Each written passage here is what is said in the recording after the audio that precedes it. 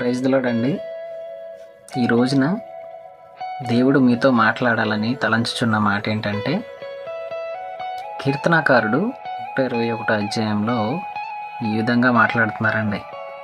కొండల తట్టు నేను నా కనులెత్తుచున్నాను, నాకు సహాయము ఎక్కడి నుండి వచ్చును అని ప్రశ్న అడిగినప్పుడు కీర్తనాకారుడు యెహోవా వలనే నాకు సహాయము కలుగును, ఆయన భూమి ఆకాశములను సృజించినవాడు అని కీర్తనాకారుడు జవాబిచ్చారండి. సాధారణంగా సహాయం అవసరం లేని వారు ఎవరున్నారండి? నిజానికి ప్రతి మానవుడికి కూడా సహాయం అనేది కావాలి.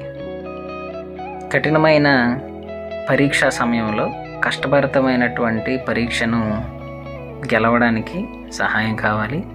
తట్టుకోలేనంత బాధ కలిగినప్పుడు ఆ బాధని తట్టుకోవడానికి లేదంటే ఆ బాధను పంచుకోవడానికి సరైన సహాయం అనేది కావాలి.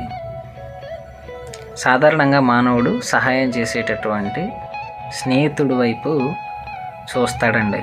ఎవరైతే మన భారాన్ని పంచుకుంటారో, ఎవరైతే మనకు సరైన సమయంలో సహాయం చేస్తారో అటువంటి తోటి మానవుడితో మన యొక్క బాధను పంచుకుంటే ఆ బాధను మనం భరించడం తేలికవుతుందని సహాయం కొరకు తోటి మానవుని మనం ఆశ్రయిస్తామండి. అయితే తోటి మానవుడు చేసేటటువంటి సహాయానికి ఒక పరిమితి ఉంది.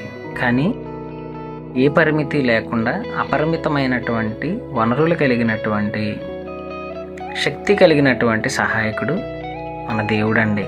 అంతేకాక ఆయన మనల్ని ఎన్నటికీ విడిచిపెట్టనని, కొండల తట్టు నేను నా కన్నులు ఎత్తుచున్నాను, నాకు సహాయం ఎక్కడి నుంచి వచ్చినని అడిగినప్పుడు కీర్తనాకారుడు అంటున్నారు, యెహోవా వలననే నాకు సహాయం కలుగును అని ఆయన సెలవిచ్చారండి. బైబిల్ గ్రంథంలో మనం చూసుకుంటే దేవుడు అనేక విధాలుగా నేను సహాయం చేస్తాను అని చెప్పేసి గాడ్ ఈజ్ అవర్ హెల్పర్ అని మనకు చాలా ఉదాహరణలు మనకు ఇచ్చారండి.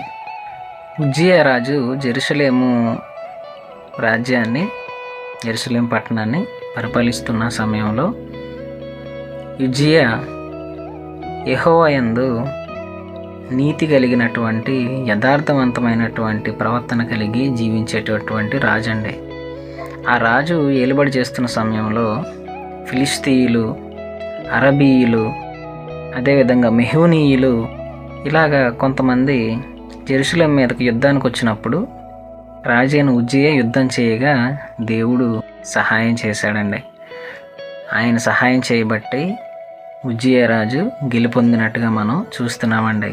2వ దినవృత్తాంతముల గ్రంథం 26వ అధ్యాయం 15వ వచనాన్ని ఒకసారి మనం చూసుకున్నట్లయితే, మరియు అతడు అంబులనేమి పెద్ద రాళ్లనేమి ప్రయోగించుచున్న ఉపాయశాలలు కల్పించిన యంత్రములను యెరూషలేములో చేయించిన దుర్గములలోను బురుజులలోనూ ఉంచెను.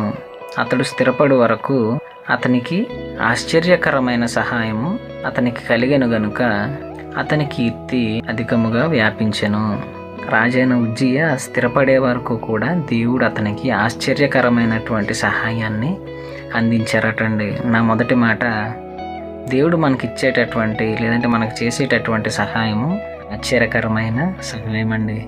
యెహోవా యందు యథార్థకరమైనటువంటి ప్రవర్తన కలిగినటువంటి ఉజ్జియా గారికి దేవుడు ఆశ్చర్యకరమైనటువంటి సహాయాన్ని అందించినట్టుగా మనం చూస్తున్నామండి. 2వ మాట, ఆదికాండము 2వ అధ్యాయం 18వ వచనం ఒకసారి చూసుకుంటే, మరియు దేవుడైన యెహోవా నరుడు ఒంటరిగా నుంటే మంచిది కాదని వానికి సాటి అయిన సహాయమును వాని కొరకు చేయుదుననుకొనెను. అప్పుడు ఆదామునకు సాటి అయిన సహాయం కింద అవ్వను ఇచ్చారండి. అంటే దేవుడు సాటి అయినటువంటి సహాయకుడు. మొదటిసారి ఉజ్జియాకు ఆశ్చర్యకరమైనటువంటి సహాయాన్ని ఇచ్చారు. రెండవదిగా సాటి అయిన సహాయాన్ని, నీ ఒంటరి సమయంలో నీకు సాటి అయిన సహాయాన్ని ఆయన ఇస్తారండి. మూడవదిగా హెబ్రీయులకు రాసిన పత్రిక 4వ అధ్యాయం 16వ వచనాన్ని చదువుకున్నట్లయితే అక్కడ పౌలు గారు ఈ విధంగా తెలియజేస్తున్నారు. ఏంటంటే, ఆకాశ మార్గము గుండా వెళ్ళినటువంటి దేవుని కుమారుడు ఉన్నారు, ఆయన పేరు యేసు. ఆయన మనకు ప్రధాన యాజకుడు. ఆయన మనలాగే మానవ దేహాన్ని ధరించి మనలాంటి బలహీనతలను ఆయన కూడా రుచి చూసి మనలాగే ఆయన కూడా శోధింపబడినప్పటికీ కూడా ఎటువంటి పాపము లేకుండా ఆయన పరలోకానికి తిరిగి కొనుకోబడ్డారు. ఆయన మన పాపాల కొరకు రక్తాన్ని చింది పరలోకమునికి ఎక్కారు. ఆయన మనలాగే శోధింపబడినప్పటికీ కూడా ఆయన పాపం లేనివాడిగా ఉన్నాడు. ఆయనే మనలకు ఆయన యొక్క కృప ద్వారా ఆయన సమయోచితమైనటువంటి సహాయం చేసి సమయోచితమైనటువంటి సహాయాన్ని ఆయనే మనకు అందిస్తారు అనేసి పౌలు గారు హెబ్రీ పత్రికలో తెలియజేశారండి. అక్కడ ఏం రాసి ఉందంటే, గనుక మనము కనికరింపబడి సమయోచితమైనటువంటి సహాయం కొరకు కృప పొందినట్లు ధైర్యముతో కృపాసనమునొద్దకు చేరుదము. ఆమెన్. ఈ రోజున ఈ వాక్యం వింటున్న మనము కూడా నాకు సహాయం ఎక్కడి నుంచి వచ్చును అని కీర్తనకారుడు అడిగినట్లుగా మనము కూడా అడుగుతున్నామేమో. ఈరోజు దేవుడు నీతో మాట్లాడుతున్నాడు. ఉజ్జియా గారికి చేసినట్టుగా ఆశ్చర్యకరమైనటువంటి సహాయం చేయగలిగినటువంటి దేవుడు మన దేవుడు.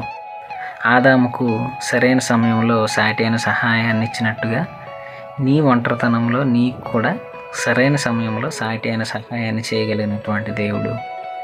పౌలు గారికి సమయోచితమైనటువంటి సహాయాన్ని చేయగలరని ఆయన రాసినట్లుగా నీకు సరైన సమయంలో సరైన విధంగా సహాయం చేయగలిగినటువంటి దేవుడు మన దేవుడు. ఇంకా అనేక విధాలుగా దేవుడు మనకి పరిమితి లేకుండా అయినా పరిమితముగా మనకి సహాయం చేయగల వనరులు కలిగినటువంటి గొప్ప దేవుడు అండి. మరిన్ని ఉదాహరణలతో మరి ఒక వీడియో ద్వారా మాట్లాడతాను. ఈ కొద్ది మాటలు దేవుడు మన వెనుకల్లో దీవించును గాక. Amen. God bless you all. Thank you for watching.